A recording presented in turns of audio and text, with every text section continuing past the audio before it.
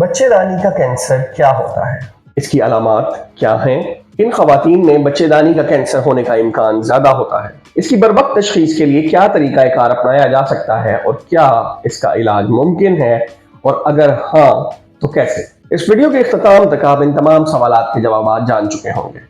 میں ہوں doctor Adeel Riaz, consultant radiologist at Ilyas Medicare and diagnostic centre, Lahore. Video میں آگے بڑھنے سے پہلے میں آپ کو یاد دلانا چاہتا ہوں کہ اگر آپ نے اب تک ہمارا چینل سبسکرائب نہیں کیا تو اسے سبسکرائب کر لیجئے اور بیل آئیکن کلک کر دیجئے تاکہ صحت کی آگاہی سے متعلق ہماری آنے والی ویڈیوز آپ تک بر وقت پہنچتی رہیں۔ مینوپاز یعنی ماہواری رکنے کے بعد کے برسوں میں اگر ماہواری دوبارہ شروع ہو جائے تو یہ محض خون نہیں، خطرے کی گھنٹی ہے جو بج کر اعلان کرتی ہے کہ توجہ کیجیے۔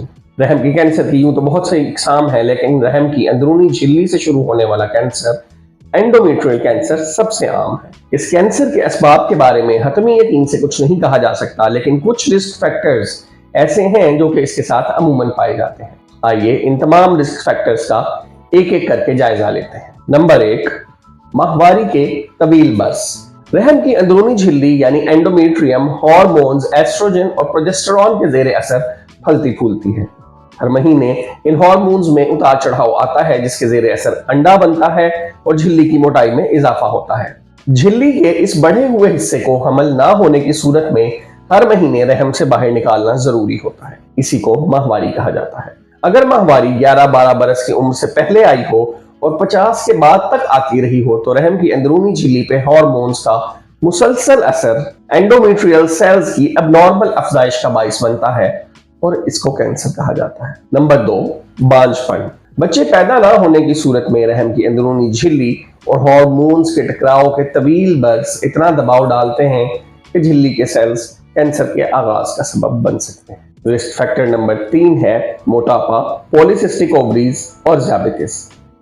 بنیادی طور پر ان سب میں ہارمونز کی کمی بیشی اور اتار چڑھاؤ رحم کی اندرونی جھلی کو بہت بری طرح متاثر کرتے ہوئے کینسر کے خطرے کو بڑھا دیتے ہیں۔ اگر آپ میری رائے جاننا چاہتے ہوں تو میں رحم کے کینسر کو ایک لحاظ سے دوست کینسر مانتا ہوں کہ خطرے کی گھنٹی ضرور بجاتا ہے، ورنہ بہت سے کینسر ایسے ہیں جو اندر ہی اندر پلتے رہتے ہیں اور خبر ہی نہیں ہو پاتی کہ موذی مرض کا آغاز ہو چکا ہے۔ رحم کا کینسر ماہواری کے نظام کو تہو بالا کرتے ہوئے وارننگ جاری کرتا ہے کہ توجہ کیجیے۔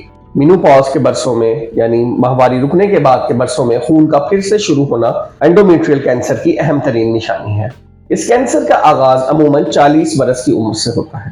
40 برس کی عمر یا بعد میں اگر خواتین کو ماہواری بار بار آنے لگے، زیادہ خون نکلنے لگے، 2 ماہواریوں کے بیچ میں داغ لگنے لگے تو 2 کام فوراً کروائیں، یعنی ویجائنل الٹراساؤنڈ اور رحم کی صفائی، جسے ہم DNC یعنی ڈائلیٹیشن اینڈ کیوریٹاج کہتے ہیں۔ ڈائلیٹیشن اینڈ کیوریٹاج میں رحم سے حاصل ہونے والے مواد کی بائیوپسی کی جاتی ہے۔ الٹراساؤنڈ پر اینڈومیٹریم کی تھکنیس یعنی موٹائی کو میئر کیا جاتا ہے۔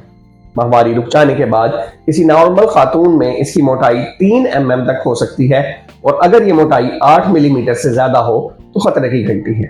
ایسی صورت میں DNC اور بائیوپسی کو حرف آخر سمجھیے کہ کینسر کو پہچاننے کا ایک یہی طریقہ ہے اور اسی سے بر وقت کارروائی کر کے بچا جا سکتا ہے۔ بائیوپسی میں اگر کینسر کی تشخیص ہو گئی ہو تو کینسر کی اسٹیجنگ کرنے کے لیے MRI اور CT اسکین کیا جاتا ہے۔ ابتدائی مراحل میں کینسر ہو تو رحم، ٹیوبز اور اووریز کو نکالنا ہی واحد حل ہے۔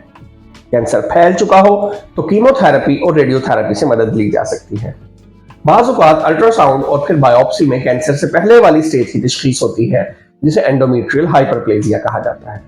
اس صورت میں ابھی کینسر تو نہیں بنا ہوتا، لیکن سیلز کا رجحان نظر آ رہا ہوتا ہے کہ اگر علاج نہ کیا گیا تو کچھ عرصے میں کینسر شروع ہو سکتا ہے۔ یہاں ہم مریض کو مختلف طریقہ علاج کی سہولیات سے آگاہ کرتے ہیں، لیکن عموماً مریض کوئی بھی رسک لینے کی بجائے رحم نکلوانا یعنی ہسٹریکٹمی کروانا ہی پسند کرتے ہیں، اور شاید یہی سب سے زیادہ مناسب فیصلہ ہوتا ہے۔ ماہواری کی ناہمواری کو نظر انداز مت کیجیے، اپنے جسم کی آواز پر کان دھریے۔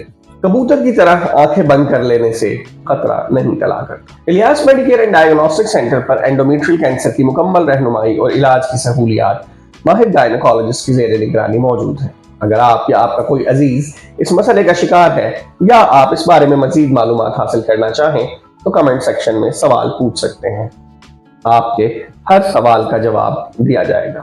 آپ نیچے دیے گئے واٹس ایپ نمبر پر رابطہ کر کے اپوائنٹمنٹ بھی بک کر سکتے ہیں۔ اگر آپ کو یہ ویڈیو پسند آئی تو do like, comment, share and subscribe.